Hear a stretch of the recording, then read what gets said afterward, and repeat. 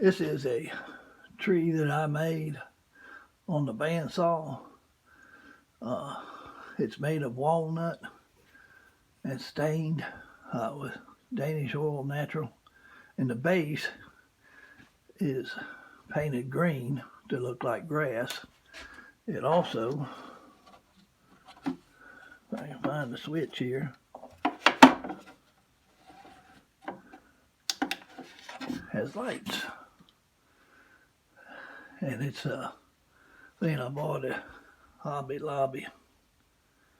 And it's got to wrap around. You just wrap it around. It's got the lights in it. And you turn it on and off. So it takes 2 AA batteries. I make these things and sell them.